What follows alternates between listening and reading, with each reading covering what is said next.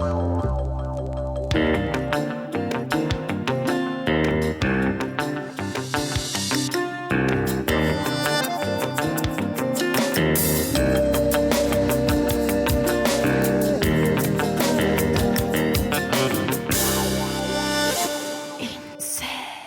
à tous et bienvenue sur le plateau d'INSEM. Alors, au sommaire, aujourd'hui, L'Oiseau et le vent. C'est un conte musical, une invitation au pays de l'opéra en compagnie de José Oliva qui est notre invité. Bonjour. Ensuite, une parenthèse à Hanoï. On va remonter le temps en compagnie de Francine et de Françoise pour découvrir l'histoire émouvante de son dernier séjour en Indochine. Et à mes côtés, Lisa, bonjour. Bonjour Célia. Vous allez nous parler de vos tutos geeks et vous allez nous faire découvrir une chaîne. Des chaînes YouTube, la Corse rime aussi, avec chaîne YouTube qui marche, on verra ça tout à l'heure. Et enfin, la Corse stratégie marketing, vous allez voir, du slogan au logo en passant par l'éthique des produits. Eh bien, ça fait vendre quand on revendique son insularité, mais ça, on en parlera à 13h. Alors, je le disais, José Oliva. Oui. Vous êtes chanteur d'Imantine. Je suis chanteur d'Imantine, oui. On vous connaissait dans un registre donc, qui est très particulier, hein, la chanson sarcastique, voire satirique. Pour ceux qui ne connaîtraient pas, on a un petit extrait qu'on va écouter. Ou pas. Il existe encore ce métier le plus beau, le plus respecté et aussi le plus recherché. De la maternelle à l'université, prof de Corse, c'est la planque toute l'année.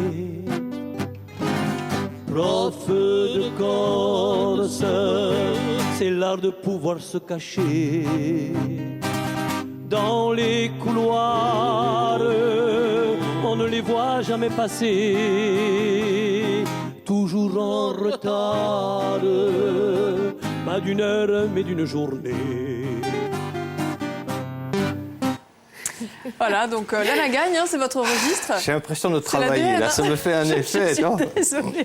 Alors, vous nous avez fait beaucoup rire, José, mais vous allez aussi nous faire pleurer. Alors, pas de rire cette fois, puisque c'est dans un registre complètement différent et inattendu, c'est le chant lyrique. Exactement, oui. Pour le fameux conte musical L'Oiseau et le vent. Et le vent. Oui. Alors là, on ne vous y attendait pas du tout, hein, dans ce registre-là. Bah, moi non plus. Hein. Vous non plus, hein. Non, parce que vous êtes très sérieux comme ça, donc finalement, ça vous va bien. Non, mais bon, pourquoi pas, hein, quand vous voulez que je vous en dise quelques mots. Ouais, alors, donc, pour vous mettre un petit peu dans le contexte, l'ambiance. Alors, il s'agit donc de l'histoire d'un oiseau qui naît sous les mansardes d'un théâtre à Venise, et donc qui est isolé des autres oiseaux. Et du coup, il est comment dire, il est bercé tout le temps par les chants d'opéra et il s'exprime par les chants d'opéra. C'est-à-dire qu'à un moment donné, l'oiseau est triste, ça va lui rappeler tel air qu'il a entendu juste un peu au-dessous. Et le narrateur, pourquoi l'oiseau et le vent? Tout simplement parce qu'il y a une voix off tout le long du spectacle qui raconte le parcours de l'oiseau, et c'est tout simplement le vent, celui qui le porte de partout, qui lui dit voilà, l'oiseau ce jour-là, il était amoureux, ça lui rappelle le tel air, et on se met dans le contexte de, par exemple, la Bohème, ou de Puccini, etc., etc. Alors vous nous avez donné envie, ce qu'on va faire, c'est qu'on va regarder un extrait pour comprendre bien à quoi ça ressemble. D'accord.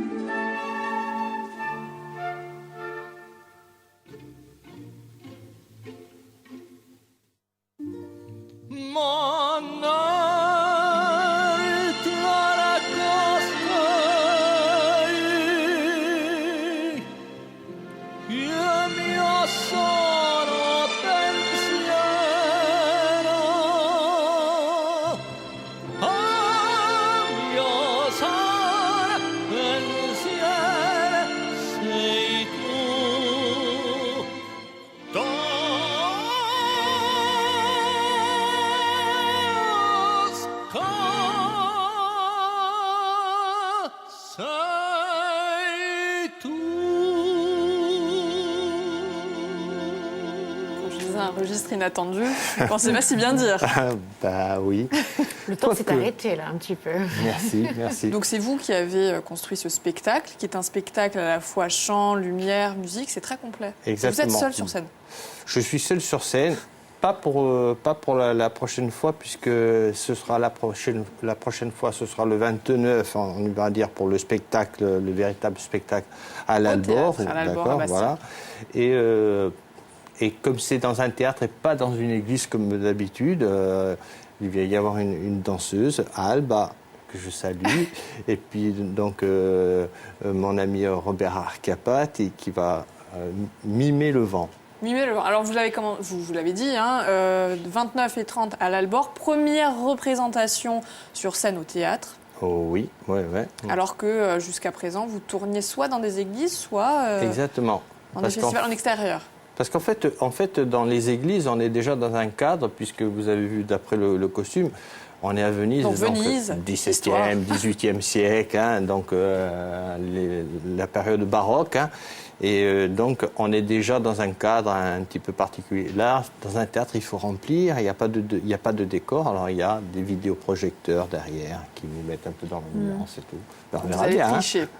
Oui. Vous allez créer une autre ambiance. Donc, José, c'est vous qui chantez, vous pouvez tout chanter. Tout chanter, je ne sais pas. Patrick Bruel, je n'y arriverai pas. C'est particulier. Si, il y a quelque chose. Donc, vous passez de la tessiture du ténor jusqu'au contre-ténor. Et baryton aussi. Baryton. En fait, les 3 tessitures, quoi. Alors, on va demander à notre ingénieur du son si c'est possible d'avoir une petite démonstration. Donc, je prends le micro prévu à cet effet. Je vous en prie. Donc, un petit extrait du Largo de Handel. Alors là, ce sont des voix qui sont des voix de castrat, quoi. On y va, on va essayer. C'est parti.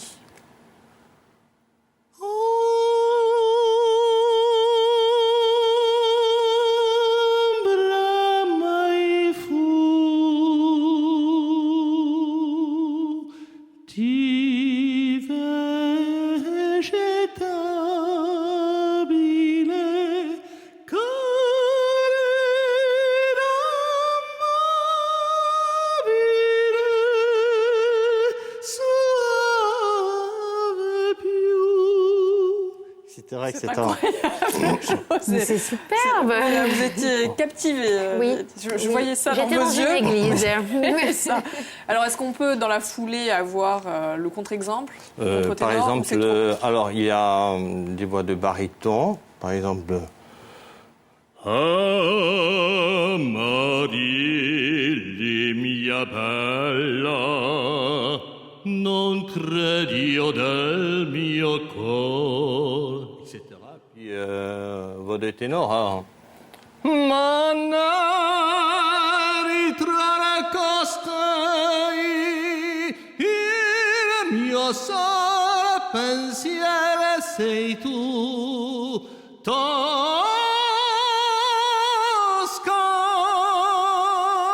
sei tu. Bravo, c'est incroyable. Oui, Patrick Bruel n'a qu'à bien se tenir. Donc vous pouvez tout interpréter, toutes les émotions, tous les... En fait, bon... Tout est possible avec vous. Le but, ce n'est pas d'aller concurrencer, je ne vais pas concurrencer un vrai ténor ou un vrai... Mais c'est juste plutôt pour faire découvrir, parce que en fait, je ne suis pas un chanteur, je suis un oiseau. Donc, je peux très bien me promener dans les tessitures comme le font les oiseaux. Comme le font les oiseaux. Et ça permet de découvrir donc tous ces chants. Alors, José, pour se remettre de nos émotions avec tout ce que vous avez fait remonter à la surface, on va marquer une pause avec vous, Lisa, et on va jouer, mais une fois de plus, avec une chanson qu'il connaît bien. Mais essayez de rebondir après ça, quand même, et de repartir dans un côté un petit peu plus magaille. Voilà, c'est mieux. Oui, on va jouer tout de suite une chanson que vous connaissez. On va regarder un morceau de clip. Ouvrez bien les yeux, je vous pose une question juste après. J'étais tranquille, j'étais peinard, je réparais ma mobilette quand le Pince est venu vers moi en chantant sandales et chaussettes. Et il m'a regardé comme ça et m'a demandé d'un air bête: et t'es corse toi? Oui, pourquoi? Un vrai corse? Je pense. Je peux te poser une question alors? Oui monsieur, si vous voulez. Il est où Yvan Colonna? Maghiti boffa, la giusciacca d'una gabbata, la giubia da carci, la giumur zigado e mineso andata. Normalement, la chanson ne va pas quitter votre tête de la journée. C'est fichu. Alors, ma question, c'est de qui parle-t-on dans ce clip, dans cette chanson? De qui on parle? De qui on parle? Qui nous va le agace? dire, Ah non, il ne faut pas le dire. Il faut pas dire la réponse. Qui nous agace tous les étés? Qui met des chaussettes avec des sandales? Dites-moi. Appelez-moi au 08. Je sais pas, moi je sais pas. 3 x 0, 900. A gagné aujourd'hui le livre de David Mezzak. Voilà, Emmané d'Hidalgo. Et un chargeur de téléphone Il a sorti nomade. le plateau, là. A sorti. Regardez, envoyez-moi Il est autonome, celui-là. 0800 3 x 0, 900. À tout à l'heure. Merci Lisa. Alors, il existe aussi, après le petit clip qu'on a vu, des chaînes qui, elles, sont dédiées aux chanteurs et aux chansons corses. Exactement, je vous le disais tout à Pas l'heure, dans le même Célia, esprit, il y a des chaînes YouTube qui marchent et des chaînes YouTube qu'on peut revendiquer, des chaînes nostrales. Alors, je parle de Ricordo di Petrupa. Est-ce que vous connaissez? Pas du tout. Alors, c'est simple. Après avoir passé, j'ai eu un bug, excusez-moi, après avoir passé sa jeunesse à filmer des soirées comme on les aime faire chez nous, c'est-à-dire autour de Ça chants, me fait rire, ça me fait sourire. à bien manger, à bien boire, et ben les Vous voyez de Ricordo quoi di elle parle, du Petrupa. coup. Voilà. Oui, ça vous parle. Ça lui parle. Ça. Petrupa s'est demandé comment il allait partager au plus grand nombre l'ambiance de ces soirées. Et ben, il les a capturées dans des petites vidéos. Ah, c'est Alors super, vous pouvez ça. les retrouver sur YouTube assez facilement. Ricordo di Petrupa, je le répète, la page va s'afficher. Regardez, ça c'est un petit peu l'ambiance des soirées, pas de gel, hein, comment Oui, mais voilà, le bon on connaît. moment. Hein. C'est le bon moment, Pas le effectivement. naufrage. C'est pas la soirée. Pas le côté chiffon et tout. À la C'est fin. Ah non, mais non, pas du tout. Ouais, c'est le bah. côté convivial, D'accord, exactement. On perd l'élocution. Cette- Mais parle plus comme ça. Alors là, non. Cette page existe depuis avril 2015 et elle marche bien. Alors, c'est plus de 360 vidéos uniques et inédites. C'est bientôt 7 millions de vues sur YouTube, quand même. plus d'1 million de vues sur Facebook, plus d'1 million de vues sur YouTube. C'est 30 000 abonnés sur Facebook, 7 000 followers sur Twitter. Et la plus vue, c'est Giulia Albertini, qui comptabilise au total de 560 000 vues. Et je vous propose Ah ouais. un extrait. Regardez, c'est très joli. All'orizzonte, ad oggi l'aria scalda e fronte, la gambia e giuoca, e ogni silenzio si uga, qua suonano tua e culine, un cuore pieno quasi a schiattare, non mi sopronti a giugno a fine, da diventare libertà. In cua vorrezza immensa di una mossa comune, Bermuda l'inglese di Sadeus Fortuna. Alors l'idée est de mettre en lumière les jeunes talents insulaires, les passionnés de chant ou même parfois c'est seulement les gens de passage et qui se rassemblent lors de ces moments chaleureux et de tout retransmettre sur le web. Alors, elle chante très bien, elle est très jolie. Vous nous avez dit, elle s'appelle comment? Elle s'appelle Giuliana Albertini. Albertine, d'accord. Et donc, chaque chanteur est répertorié, il y a le nom avec son Il passage. y a le nom, il y a même le sous-titrage en Ah oui. plusieurs langues. Non, Ça, c'est c'est des très, jolies très bien. vidéos Belle assez poussées. initiative. Ah oui, de toute façon, la Corse, c'est un réservoir naturel de chanteurs, de footballeurs. De talent. Non, mais c'est vrai, de talent. Je ne comprends pas d'ailleurs pourquoi. Non, en fait, je comprends pourquoi The Voice et ces petites émissions-là, ils ne viennent pas, parce qu'ils sont Mais obligés il y de a prendre tout le monde. toujours un Corse qui sort du lot. Ouais. Dans Oui, toutes les saisons de The Voice, etc., il y a toujours quelqu'un qui sort du lot. Ils ont à côté, ils vont chercher les Katsaru de Strabart. N'importe quoi. On Hein. peut rien faire pour eux, qu'est-ce que vous voulez, hein? Alors, Lisa, vous avez une autre chaîne qui, paraît, valorise les chanteurs. Exactement. Alors, il s'agit de Vincent Colonne. Vous pouvez le retrouver sur Facebook, sur YouTube, sur le nom de Vince Corso. Alors, Vincent, c'est une personnalité singulière. Il chante, mais aussi il fait de l'humour. Alors, il n'hésite pas à concurrence. prendre des Quelqu'un. positions. Exactement. C'est ce genre de personnalité qu'on aime ou qu'on déteste, mais en tout cas, dont la folie douce attire les curieux. Il essaye de passer un message assez positif dans ses vidéos, vues en moyenne 10 000 fois. Je vous propose de Il regarder. se sent mal, là, sur la photo. Ouais, c'est assez sketchy, etc. Je vous D'accord. invite à voir ça. Et là, je vous propose un extrait vidéo où il chante, où il partage un petit moment avec son papa. C'est une chanson qui s'appelle Di Gioventù. et qui parle de la jeunesse. Par exemple, le refrain qui dit « Dua sara su tempo acceso di gioventù », ça veut dire « Où est passé ce temps de la jeunesse illuminée ». Donc voilà, j'espère que vous apprécierez ce petit moment que je partage avec mon père. Ciao à toutes. Batti rimpesta e siamo qui. L'ora già fonda, ami così. Diti dannari e di coraggio, trema un paese. Beaucoup de beaux talents, beaucoup de belles voix sur ce belles plateau voix, aujourd'hui. magnifique, ouais. Et beaucoup d'émotions. Merci Lisa pour votre découverte, mais il va falloir qu'on enchaîne. On va faire une parenthèse à Hanoï, alors complètement autre chose. On remonte le temps en compagnie de Francine et de Françoise et on va découvrir l'histoire émouvante en fait, de son dernier séjour en Indochine. On écoute. Nous sommes en 1920 et le contexte mondial de l'entre-deux-guerres est très tendu. Antoine-Marie Biaggi, né le 14 octobre 1902 à Mourad, s'engage dans l'armée et entame une carrière militaire dans plusieurs colonies.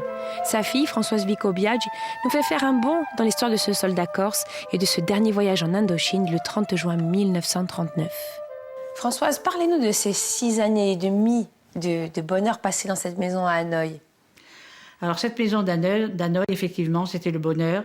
Parce que mes parents, étant corses, recevaient toute la diaspora corse. Et c'était vraiment formidable parce que tout le monde venait manger, venait se changer. Mes parents avaient réservé une pièce pour tous ces célibataires où ils entreposaient leurs malles avec leurs effets civils.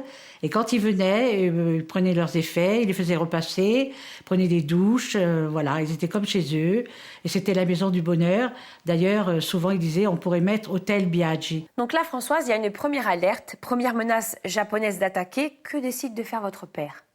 Alors mon père, vu les menaces japonaises, puisqu'il y avait beaucoup de bombardements, décide de nous faire partir à 43 km d'Hanoï, dans cette ville qui s'appelle Tong. Alors pendant tout ce temps, mon papa vient nous voir tous les week-ends. Alors il nous apporte des cadeaux. Enfin, il est très gentil avec nous parce que il a peur. Il sait qu'un jour ou l'autre, les Japonais vont attaquer, mais il se garde bien de nous le dire. Jusqu'au jour, malheureusement, il vient ce week-end-là. Et il nous embrasse, il embrasse maman, il part et il revient. Et quand maman le voit revenir, elle lui dit « Mais pourquoi tu reviens ?» Et il lui dit « Comme ça ». Et il vient encore nous embrasser, il embrasse maman et puis il est reparti, on ne l'a plus jamais revu.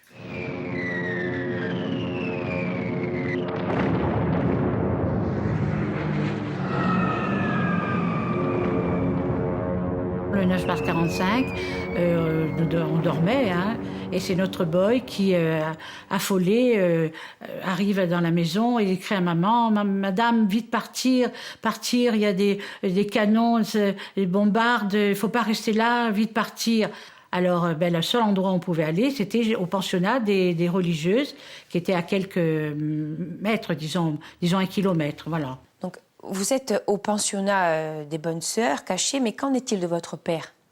Alors, de notre père, justement, il y a une tiaille qui a fait 43 km à pied d'Hanoï pour venir nous dire que notre papa était mort. Alors là, ça a été, je ne vous dis pas, un chagrin tellement énorme. On ne savait plus où on en était. Moi, j'ai dû aller à l'infirmerie, je ne pouvais plus respirer. Enfin, ça a été quelque chose d'atroce. Et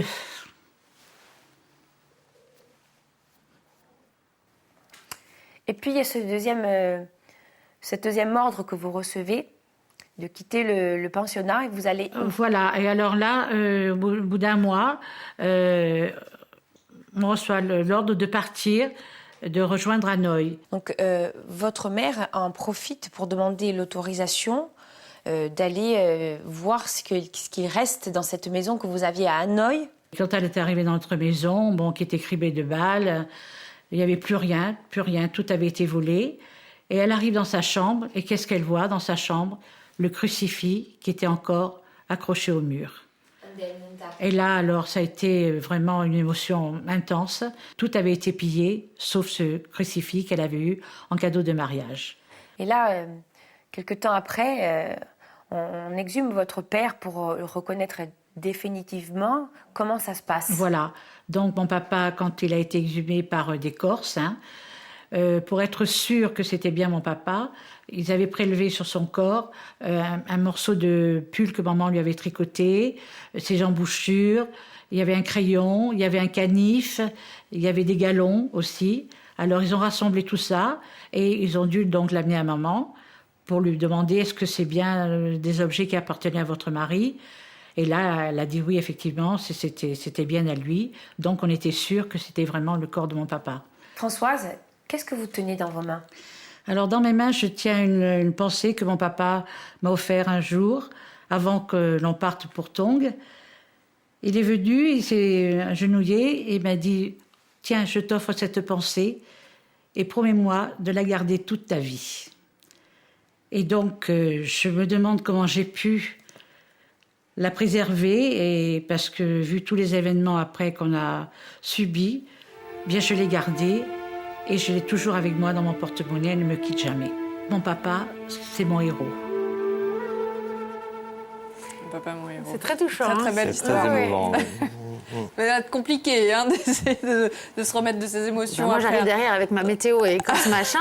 Non, mais alors, vous savez quoi, justement, pour essayer d'évacuer un petit peu toute cette émotion, un peu de magagne. Un peu de magagne encore, de temps en temps. J'ai sélectionné pour vous les 3 meilleures couvertures de Corse Machin, l'autre média du mois de novembre. Elles vont s'afficher. Donc, 100 sangliers sèment le chaos dans les rues de Corté pour venger la mort d'un des leurs. Ça me fait beaucoup rire. Allez, une autre s'il vous plaît. Ça c'est pour nous, Célia. La blondeur, toujours pas reconnue comme maladie par la sécurité sociale. Je vous mets des génériques. J'aime bien celui de Game of Thrones. Lol. Et attention, l'élection de Donald Trump, la mort de Leonard Cohen, la commémoration du 11 novembre, Maître Gims qui menace d'arrêter ces conneries, tout ça vous fait réagir, je peux comprendre.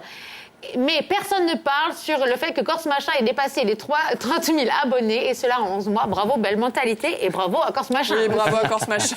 Voilà.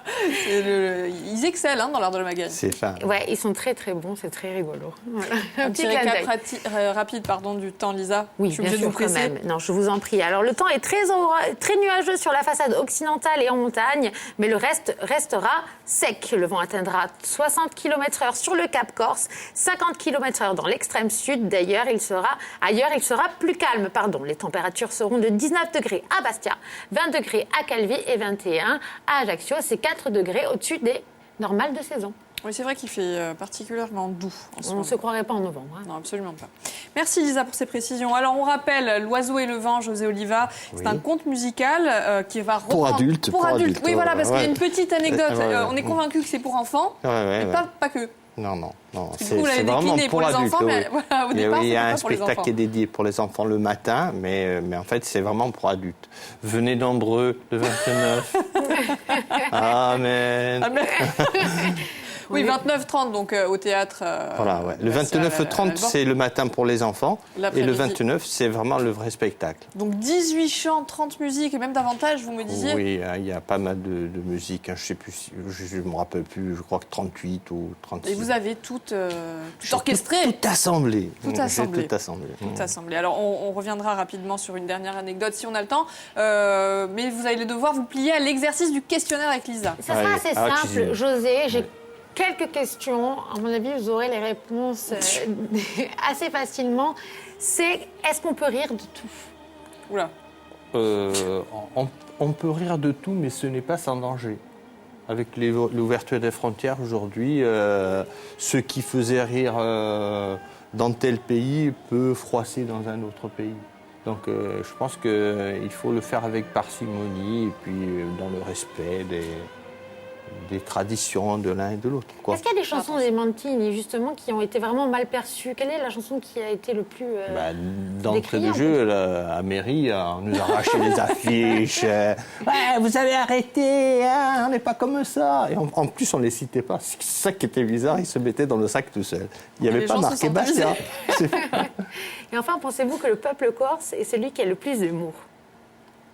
Ça, je sais pas, mais il en a une belle dose quand même. Ça fait partie de nos gènes. Mais là, il y a un concentré de. Mais longue vie au Monty. qui existe toujours, on est bien d'accord. Mais complètement. D'ailleurs, on va sortir un album pour décembre, mais on ne peut pas trop vous dévoiler. On reviendra vous expliquer tout ça, mais ça va faire mal. Ça va faire mal. D'accord, le rendez-vous est pris. En attendant, donc, L'Oiseau et le vent, le conte musical, le registre complètement inattendu pour vous, José. Oui. Après nous avoir fait pleurer de rire, vous allez nous faire pleurer tout court. J'espère. Il y a un aspect pédagogique aussi dans ce spectacle. Vous avez envie de nous faire découvrir non seulement l'opéra. On découvre les chants d'opéra, parce qu'on se met dans le contexte des chants, et en plus, il y a un côté divin dedans, divin de l'amour. C'est très beau. C'est beau, ça, divin de l'amour. Les gens, des fois, me disent, mais tu n'as pas peur. C'est pas les discussions qui me font le plus peur, en fait, c'est d'être pris à ma propre émotion. Parce que des fois, je suis là, ça y est, je pars. Mais est-ce que le spectacle n'en est pas plus intense, du coup? Oui, oui. En fait, dans chaque chant répertorié, il y a une partie de ma vie, et j'essaie de renvoyer cette émotion au public. Et c'est pour ça que des fois... vous faites pleurer, le public. Ouais, il y a des gens qui pleurent. Tu nous as fait ça. Alors, pour se remettre de nos émotions, on a François qui est au téléphone. Et lui, il était plutôt porté sur la Magagne. François, bonjour. Bonjour. Alors, François, quelle est la réponse? Vous avez trouvé? Oui, les pins. Voilà, exactement. C'est parfait. T'es corse, toi? T'es corse? Eh oui. Un corse doux, François. Merci. On vous a pas bien entendu, François, mais Lisa va vous rappeler les cadeaux. Les cadeaux, le chargeur portable et le livre de David Mezzak. Voilà, j'espère que vous êtes content, François. Et puis un gros bisou. Pas de tablier. Alors, on va négocier avec Marina. Vous dessinez un soleil dessus. Ce que vous voulez, François. Merci de nous avoir appelés. On vous donne rendez-vous à 13h. Merci, José, d'être venu sur le plateau. J'en perds ma voix. On va parler marketing, on va parler Corse une fois de plus. C'est un argument qui fait vendre. Et ce sera José Frias, je vais y arriver, et Jérémy Maudou qui nous diront tout à l'heure. Mais ce sera après le journal de Sébastien Luciani. Tout à l'heure. Merci beaucoup.